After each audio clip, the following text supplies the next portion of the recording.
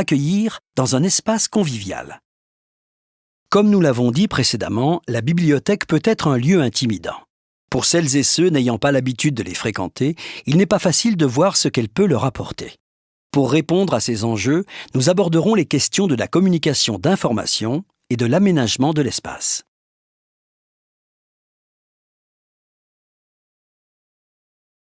Pour être visible, c'est aussi aux bibliothèques d'aller à la rencontre des personnes et de communiquer avec elles. Deux questions s'imposent alors.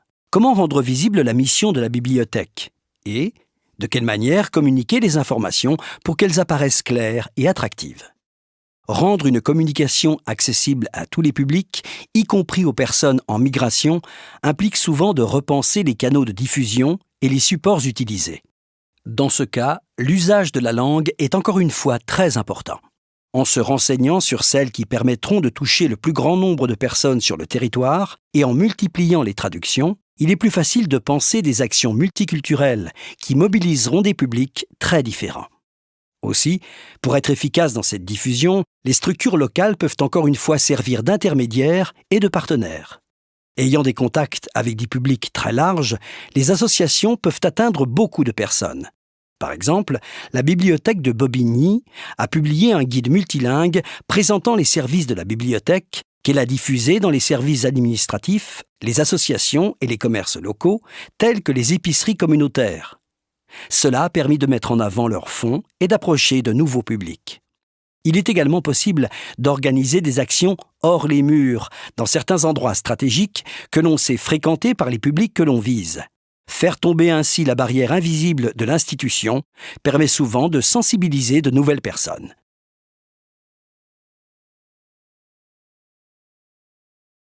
L'espace de la bibliothèque est fait de règles, d'usages, de codes, de repères et d'agencements particuliers visant à conduire l'usager vers des ressources et des services de manière cohérente et pratique.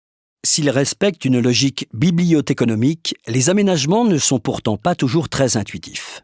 Pour des personnes non francophones, par exemple, comment rendre abordable l'espace d'accueil? Pour ce faire, il faut être attentif à plusieurs éléments. La signalétique doit être claire. Comme les contenus écrits peuvent être une barrière, les images et les pictogrammes peuvent être des outils efficaces. Le jargon des bibliothécaires et le fonctionnement de la bibliothèque doivent être expliqués. Par exemple, lors de l'accueil de groupe, il peut être utile de rappeler autant que possible les règles en vigueur dans l'espace. Pour des personnes en situation particulièrement précaire, la bibliothèque peut d'abord représenter un espace gratuit et chaud. On y trouve un abri, des prises, des ordinateurs.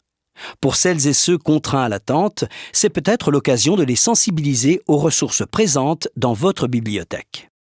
Un dernier exemple avec la bibliothèque municipale de Calais, qui a réellement repensé l'accueil, parfois même au-delà de son projet d'établissement. Là-bas, l'espace est imaginé de manière très particulière et s'est adapté aux demandes et au contexte du territoire.